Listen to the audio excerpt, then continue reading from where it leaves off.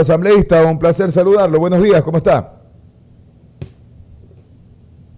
Muy buenos días, a Maravisión, a ustedes, muchas gracias por la entrevista. Asambleísta, se discute en estos días, dentro de algunos temas en la Asamblea Nacional, la ley para fortalecer de manera económica a las Fuerzas Armadas y a la Policía Nacional. ¿Cómo va aquello? ¿Cuál es su opinión sobre esta intención que se genera desde el propio Ejecutivo? Bueno, ya es un proyecto que tiene varios días, está siendo tratado por la comisión correspondiente, una vez que ha sido calificado por el órgano también correspondiente. Es prácticamente una extracción de uno de los proyectos que ya fue declarado inconstitucional por parte de la Corte Constitucional, y que más o menos estuvo una parte mezclada tanto en la ley de solidaridad como en la ley de integridad pública, ¿no? Como dije hace un instante, leyes que fueron declaradas inconstitucionales, pero digamos que esta extracción la ubica un poco en el cumplimiento del marco de lo que dice la ley, es decir, de que exista unidad de materia, porque es un Ujú. solo tema el que se está tratando, y en teoría el objetivo del proyecto de ley es buscar alternativas económicas para fortalecer las Fuerzas Armadas con logística, con apoyo, con algo que le ha denominado la ley donaciones, motivar donaciones para efectos de que las Fuerzas Armadas tengan apoyo logístico, vehículos, tecnología, bienes y otras cosas que están relacionadas con lo que ellos necesitan para el cumplimiento de su plan en la lucha contra la criminalidad. Pero, es decir, una vez que nosotros hemos analizado el proyecto de ley, prácticamente no vemos que haya una real motivación para motivar o incentivar las denominadas donaciones. Porque, y voy a dar un ejemplo simple con la finalidad de que se pueda entender y pueda ser digerido más fácil por la audiencia, ¿no? Es decir, si yo soy deudor del SRI, debo 100, por ejemplo, ¿no? Supongamos debo 100, tengo que pagar al fisco esos 100. Lo que está diciendo esta ley es que de los 100 yo no pague 70 y pueda, perdón, yo no pague los 100 sino que pague 70 y 30 de lo que debía pagar lo puedo destinar para comprar ciertas cosas que pueda necesitar la fuerza pública, ¿no? Es decir, no hay ninguna donación, sino que, es decir, lo que estamos haciendo, lo único que estamos haciendo es que directamente el sector privado que tiene que pagar esos 100 al fisco, al SRI, es decir, deje de pagar esos 100, pague 70 y los 30 los pague directamente a las Fuerzas Armadas comprándole tecnología, comprándoles bienes, suministros, lo que ellos necesitan, ¿no? Entonces, digamos que alguien puede decir, bueno, pero se motiva directamente el apoyo del sector privado a las Fuerzas Armadas o al sector público, pero yo lo veo de otra manera y para mí puede ser riesgoso porque todas las compras que puedan hacerse para el bloque de seguridad tienen que ser, en teoría, compras focalizadas, compras que en muchas ocasiones son utilizadas en reserva. Mire usted lo que pasó hace unos meses atrás cuando no quedó tan claro ese tema de la compra de los chalecos Ujú. de protección que compró el Estado ecuatoriano y estuvo envuelto en algunos problemas. Y eso que en teoría hubo un proceso de contratación, pues, ¿no? Acá, en cambio, el sector privado va a entregar directamente esa ayuda, dejando de pagar lo que tiene que pagar al Estado por concepto de impuesto a la renta, por ejemplo, y lo entrega directamente al sector privado. Claro, lo que compre tiene que estar en buenas condiciones, en condiciones óptimas. Si es algo tecnológico, tiene que estar actualizado, pero lo único que yo veo que va a ocurrir es que nos estamos bypassando el Sistema Nacional de Compras Públicas, ¿no? Porque todas las compras que debe hacer el Estado, y supongamos que se puedan aceptar estos intercambios, esto es un trueque, porque para mí Ujú. no es una donación, lo que estamos haciendo es bypassear la delicadeza con la que debe manejarse todo el tratamiento de las compras públicas del sector de seguridad. Así que más bien yo lo que pensaría que esto podría causar más confusiones, incertidumbre en el futuro y que más bien se infiltre el crimen organizado, porque eso es lo que puede ocurrir en esto de las donaciones, entre comillas, para dar, digamos, pues estos recursos o esta logística que necesitan las Fuerzas Armadas, pero a criterio del sector privado, no realmente lo que pueda necesitar el bloque de seguridad. Entonces, yo pienso que este proyecto tiene que ser aún analizado a mayor profundidad para efectos de que se pueda aprovechar y que no vuelva a ocurrir lo que ha estado ocurriendo en los últimos meses, que hemos trabajado en la Asamblea Nacional y finalmente estos proyectos de ley son declarados inconstitucionales. Ahora, a propósito del fortalecimiento económico y de logística para las fuerzas del orden asambleísta, en su momento se incrementó el tema del IVA del 12 al 15%, obviamente argumentando de que iba a ser destinado para que usted, desde su posición de asambleísta, tiene conocimiento de que si precisamente este dinero ha sido utilizado para aquello.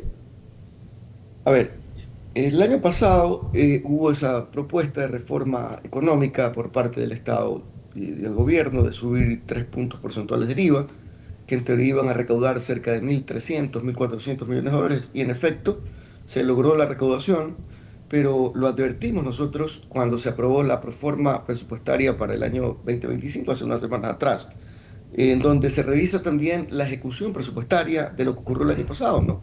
Entonces, de lo que se ejecutó el año pasado, hubo esa recaudación de los 1.300 y pico millones de dólares, Sí. pero solamente se utilizaron 236 en el bloque de seguridad. Es decir, no es que estamos seguros de si se utilizó o no. En seguridad, la recaudación que iba destinada, la recaudación del aumento del IVA que iba destinada al bloque de seguridad, pero en la ejecución solo se demostró que de los 1.300 se utilizaron 236 millones de dólares. Por eso es que ahora vemos que hay esta propuesta, ¿no? Es decir, bueno, si tú debes de lo que tienes que recaudar por impuesto a la renta, el del 100%, hasta el 30% utilízalo en seguridad y tú invierte directamente como privado. ¿Por qué razón? Si se supone que el Estado ecuatoriano ya ha recaudado recursos que deberían ser destinados a seguridad y segundo y más delicado, las compras que tienen que ver en materia de seguridad deben ser reservadas para mi concepto. Entonces, es real, para mí hay que ajustar algunos cabos allí. Creemos que en ese sentido, este año igual hay una recaudación extraordinaria por el aumento del IVA. Eso debería ser destinado para los temas de seguridad, para garantizar que las Fuerzas Armadas no estemos pidiendo este tipo entre comillas, donaciones, que para mi concepto no lo son, sino que más bien lo que estamos haciendo es demostrando que no hemos logrado canalizar lo que se necesita hacer en seguridad y sobre todo canalizar la optimización de los recursos en esta misma materia. Ahora, asambleísta, un gusto saludarlo nuevamente. Asambleísta, y si bien usted decía al inicio de este diálogo que este proyecto de ley es una extracción prácticamente de una ley que ya habría sido declarada previamente como inconstitucional, quisiera preguntarle, asambleísta, desde su criterio y más allá de que ahora pues esta extracción cumple con ese principio de unidad de materia, verdaderamente una ley como esta ¿es necesario tratarla como una ley económica urgente? ¿Por qué no tratarla como una ley ordinaria que siga los cánones establecidos? Porque lo que da la impresión es que nos estamos acostumbrando a tratar de manera expresa algunas leyes en la Asamblea Nacional con la etiqueta de económica urgente. Es decir, más allá de esa unidad de materia, que ahora sí la tiene en sus 4 artículos, ¿verdaderamente es urgente esta ley en materia económica, asambleísta? A ver, bueno, gracias primeramente por la observación, al igual que Juan Pablo Usted Ruiz.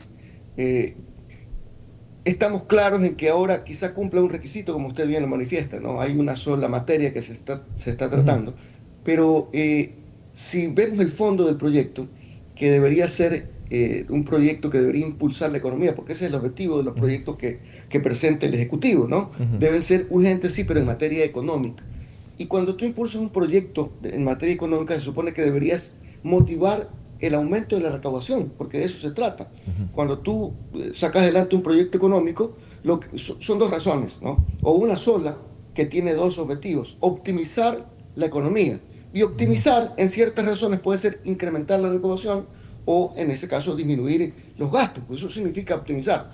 Pero aquí yo no veo el objetivo económico, porque, es decir, lo vuelvo a repetir con el ejemplo de los 100 que uno tiene que pagar. Si yo debo pagar al SRI por concepto de impuesto de renta 100%, ¿no? Igual voy a terminar pagando los 100.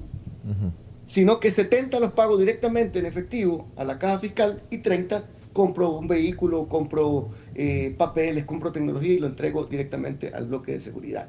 Entonces, yo realmente no veo, más bien lo que veo aquí es que la optimización va por el lado de la adquisición, Es decir, ya no vamos para adquirir los temas para el bloque de seguridad, lo que vamos a hacer es simplemente obviar el sistema de contratación pública, porque ahora no va a contratar el gobierno, sino que va a contratar directamente el privado, a su criterio, a su riesgo, cuando sabemos que los temas de seguridad deberían ser tratados con mucha delicadeza por el mismo hecho de que, por las reservas del caso, las compras en esta materia deben mantenerse con un mínimo nivel de seguridad para evitar que las compras que van destinadas a armamento, a logística, a tecnología sobre todo, no conozcan pues el crimen organizado, que es lo que está teniendo el gobierno nacional para justamente luchar contra el mismo crimen.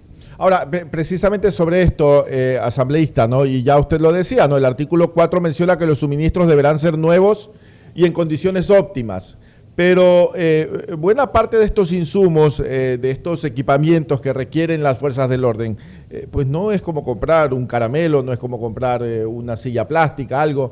Son equipos que deben cumplir con ciertos estándares, con cierta rigurosidad y sobre todo en cuestiones tecnológicas con ciertos criterios que deben ser de un carácter mucho más reservado. Ahora, la ley es bastante escueta o es bastante concreta y no establece de alguna manera qué procedimientos o a lo mejor si un ente técnico deberá encargarse de la revisión de que esos equipos que serían donados, entre comillas, pues cumplen verdaderamente con lo que requieren las fuerzas del orden en nuestro país.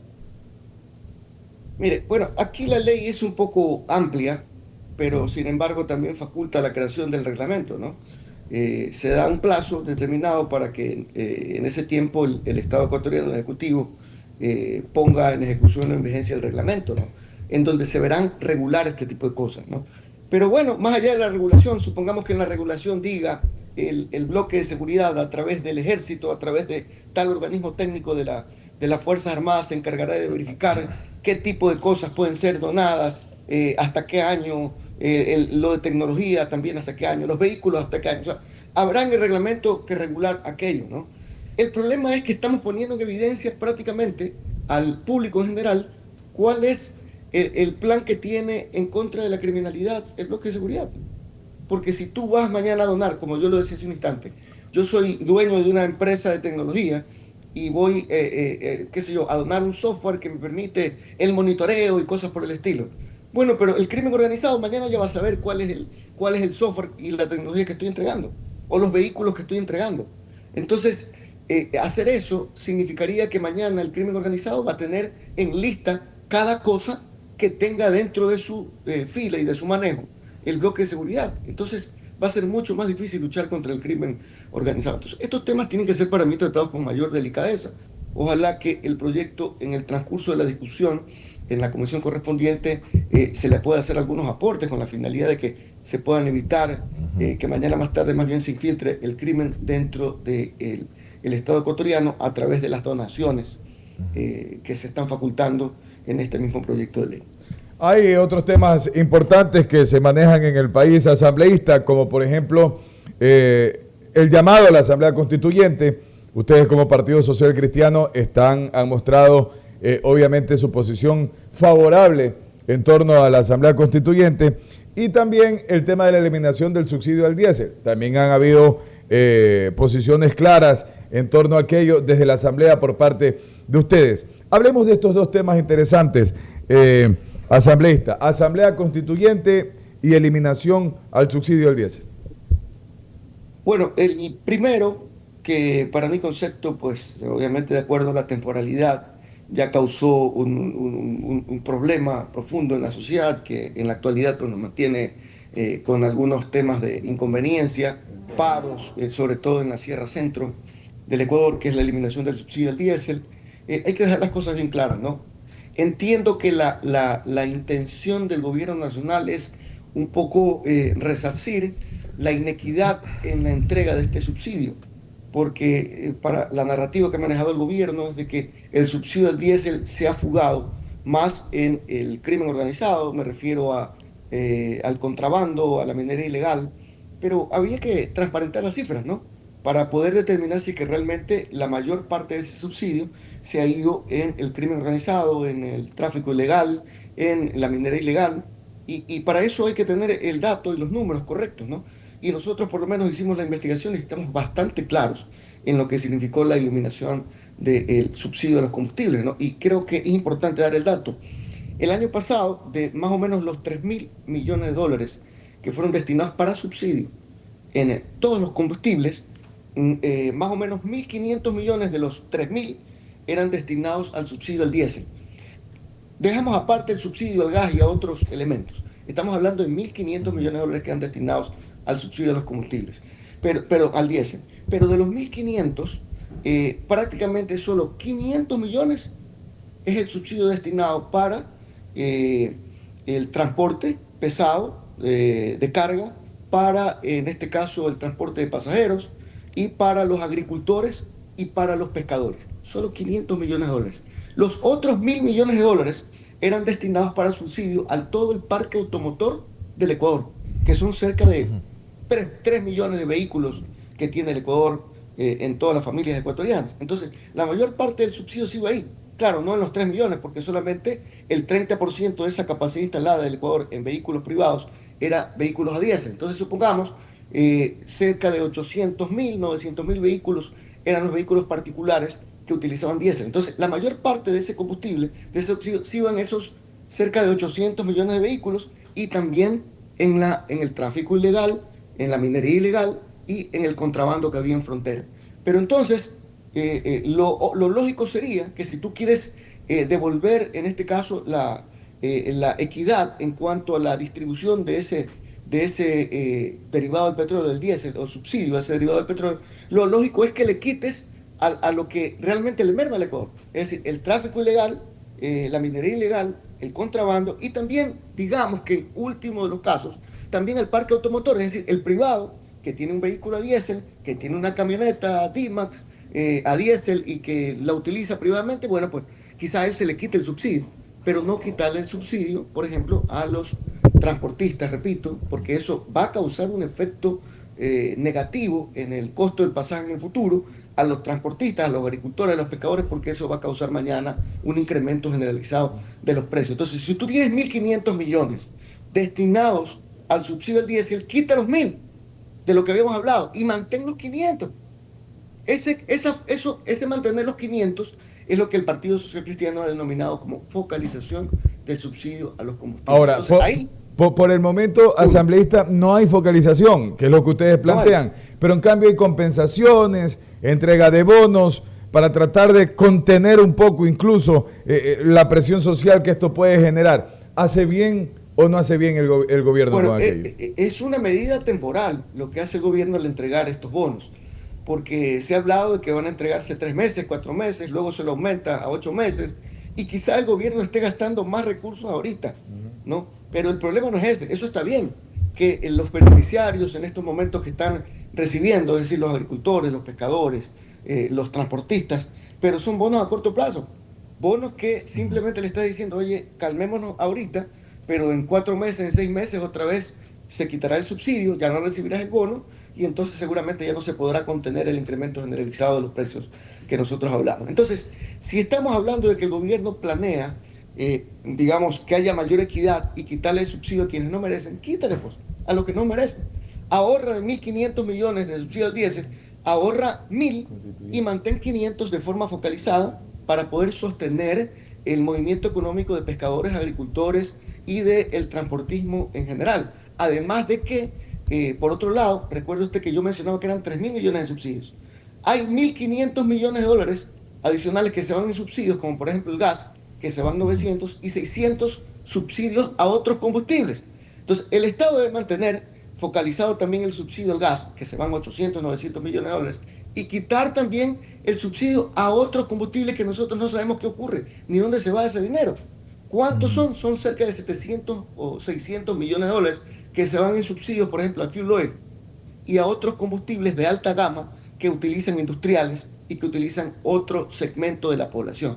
Ahí tú también puedes ahorrar cerca de 600 y 700 millones de dólares eliminando ese subsidio que va destinado a cosas que el Ecuador ni siquiera sabe, y que hay que fiscalizar aquello, y que de hecho quien nos habla ya empezó un proceso de fiscalización para ver en qué se destina el subsidio a esos otros combustibles que no precisamente utiliza un segmento, digamos, deprimido de la población. Así que ahí está, digamos, la solución que nosotros planteamos, Mantener de los 3.000 millones que se utilizaron en subsidios, aproximadamente lo que tienes que mantener en subsidio al gas, que son 800 millones y 500 millones en subsidio al diésel, pero de manera focalizada. ¿Cuánto suma? 1.300 millones de dólares. ¿Cuánto se utilizaba antes? 3.000 millones. ¿Cuánto puedes ahorrar? 1.700 millones de dólares. Y yo creo que se acabaría este problema, digamos, que se está causando de forma generalizada en algunos sectores del pueblo ecuatoriano con estos paros que hemos visto que no le causan nada bien al Estado ecuatoriano. Eso por un lado. Y por otro, contestando el tema de la Asamblea Constituyente, nosotros no creemos en la Asamblea. Por supuesto que vamos a apoyar, si el Estado ecuatoriano, si el pueblo ecuatoriano quiere una Asamblea Constituyente para reformar la Constitución, hacer una nueva, ¿no? Tener una nueva visión de país, perfecto. Pero nosotros siempre hemos indicado que si el gobierno nacional tenía un plan para poder reformar la Constitución, tenía que haberlo manejado de forma clara. Si eran 10 reformas, 15 reformas, 20 reformas, tranquilamente se podían haber reformado en una sola elección vía reforma parcial, pasando esto a través de la Asamblea Nacional. En una sola reforma, que lo que actualmente la Constitución lo denomina como reforma parcial, podía haberse llamado a un referéndum en una sola elección en la que hubiéramos gastado aproximadamente 70 millones de dólares y no los 250 millones que le va a costar al Estado ecuatoriano llevar a una nueva Asamblea Constituyente en la que tiene que haber 3 elecciones a un promedio de 70 millones de dólares cada elección, que son 210 millones de dólares ahí, más 50 millones o 40 millones que va a costar el funcionamiento propio de la Asamblea Constituyente, con el riesgo de que al terminada la elección para aprobar en referéndum la nueva Constitución, hay que ver pues, si es que el pueblo ecuatoriano lo aprueba. Y una dificultad más que se ha presentado en este caso el estatuto que presentó el Ejecutivo, que dice que para que la nueva Constitución sea aprobada por la Asamblea Constituyente, se necesitan las 3/4 partes, o el 75%, que ahí se entiende mejor, del voto de la nueva Asamblea Constituyente. Y eso va a ser complicado. Eso es como que en el estatuto se está poniendo que prácticamente sea tarea imposible de que la Asamblea Constituyente pueda aprobar la nueva Constitución.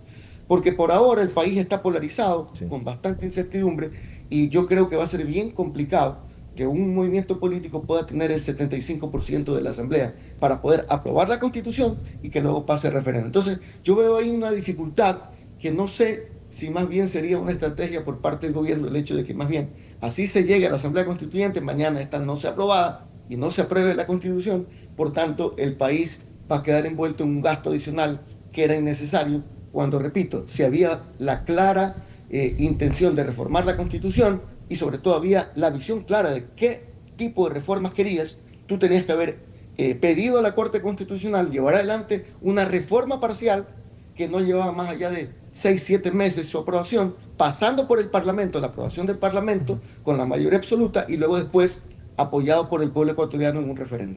Bien, asambleísta, y para ir cerrando este diálogo y hablando un poco de esta hiperpolarización que vive el país y que también se traduce en la Asamblea Nacional, quisiera preguntarle sobre el proceso que vimos la semana anterior en la Asamblea Nacional en torno a la asambleísta del correísmo Nuria Butiñá, donde pues finalmente en el Pleno se trató una denuncia en su contra por supuesto cobro de diezmos, pero no se obtuvo los votos necesarios para poder destituirla.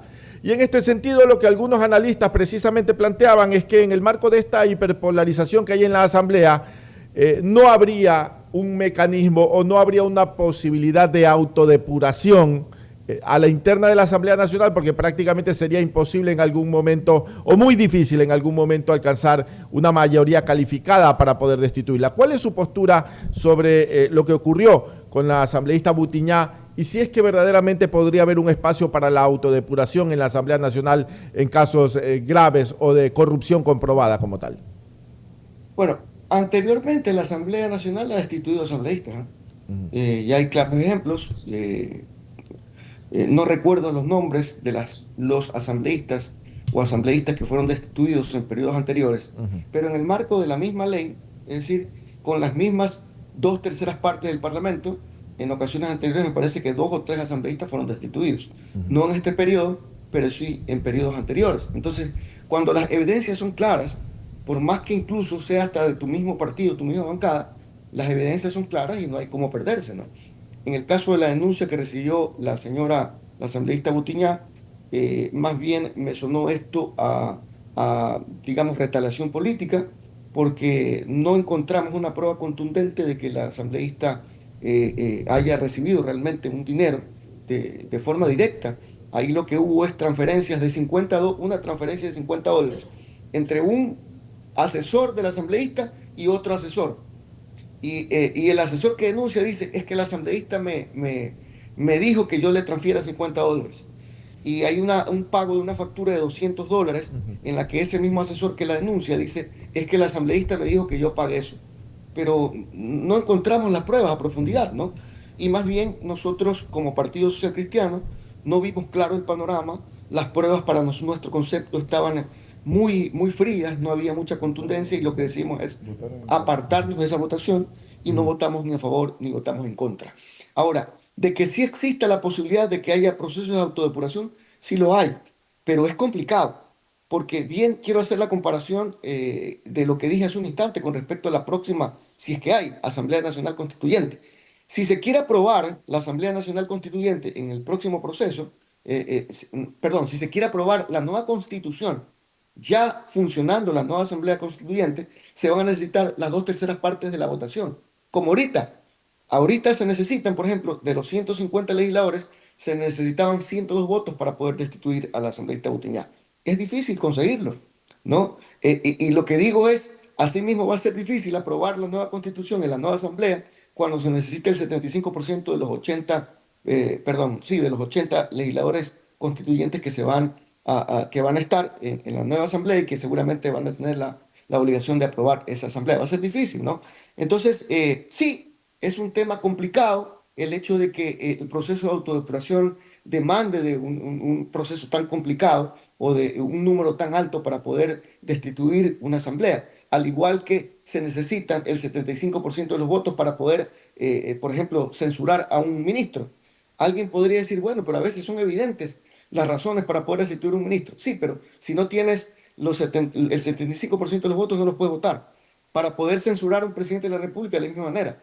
Para poder censurar, por ejemplo, en ocasión anterior se intentó censurar a una vocal del Consejo de la Judicatura. Se necesitaba el 75% de los votos, 102 votos de 150. No se obtuvieron los 102 votos de 150. Entonces es complicado, pero obviamente hay esta complicación cada vez que hay un tratamiento también delicado. Destituir un asambleísta no es algo tampoco que digamos, pueda ser ni tan sencillo ni tan fácil, siempre y Claro, cuando existan las pruebas. así Y es. si existen las pruebas, yo Ujú. creo que, como ocurrió en ocasiones anteriores, así sean asambleístas de tu misma bancada, Sí. seguramente iba a proceder. Ahora, asambleísta, sí, usted lo comentaba, sí hay antecedentes y precisamente uno de ellos creo que fue el asambleísta Díaz Asque, quien fue destituido, pero también fue expulsado de la RC, ¿no? Porque obviamente fue un delito bastante evidente y bastante mayor, con lo cual pues ahí sí procedió la destitución. Pero ahora, asambleísta, usted comentaba, a ver, ustedes se abstuvieron como Partido Social Cristiano y entiendo que la sesión en la que se trató la denuncia contra Butiñá, contra el asambleísta Butiñá, fue suspendida, por lo cual podría retomarse en algún momento la votación. ¿Ustedes podrían Claro. de alguna forma reconsiderar su voto o votar a favor de la destitución o en contra si es que se presentan otros argumentos? Mire, de acuerdo al procedimiento parlamentario, ya la tramitología ya está en etapa de votación, es decir, las pruebas ya fueron presentadas. No es como en un juicio normal en el que hay Uh otras instancias, un juicio en la parte jurisdiccional estoy hablando, -huh. ¿no? La justicia ordinaria, en la que usted tiene etapas y puede apelar o puede presentar una prueba en ciertas etapas. Acá el procedimiento en la etapa de presentación de pruebas ya culminó. Ya prácticamente se pusieron a Uh -huh. consideración todas las pruebas. Y la única opción que existe, una vez que se suspendió la votación, es que en la continuación de la sesión se reconsidere la votación. Uh -huh. Y claro, tú tienes la opción de reconsiderar siempre y cuando, como usted lo dice, mañana haya algún tipo de aseveración o alguna prueba de contundencia que demuestre que realmente ha habido esa infracción de diezmo por parte de la asambleísta Butiñán. Es decir, yo me imagino que el presidente de la asamblea suspendió eso porque tienen un plan todavía, ¿no? Porque si ya ellos ven que la cosa está jugada, seguramente esperaban la reconsideración y ya quedaba sellado. Aunque yo recuerdo, pues, y eso es algo de que lo puedo contar porque me ocurrió a mí mismo.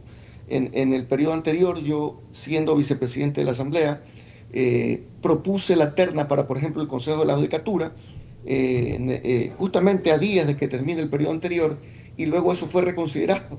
Pero sin embargo vino el nuevo periodo y mandaron abajo esa terna. Ujú. El representante de la legislatura en el Consejo de la Judicatura, es decir, se violentó todo formalismo porque ya una cosa que ha sido reconsiderada no puede ser reconsiderada de nuevo, ¿no? Sin Bien, embargo, se la mandó abajo. bueno, Y bueno, pues ahí quedó eso en el aire. asambleísta, en definitiva, como PSC, ¿podrían reconsiderar ustedes su votación en torno al tema de Por Nuria ahora, Butiñá? como están las cosas y con las dos supuestas pruebas que nosotros no le vemos sustento, sería complicado. Nosotros nos seguiríamos manteniendo en abstención, salvo que mañana, digamos, alguien de los acusadores o de los interpelantes demuestre con mayor contundencia que realmente, y se pruebe de que realmente llegó recurso, que hubo el diezmo correspondiente. Ujú. Asambleísta Otto Vera, muchas gracias por acompañarnos. Gracias. Gracias a ustedes, gracias a Manavisión por la oportunidad.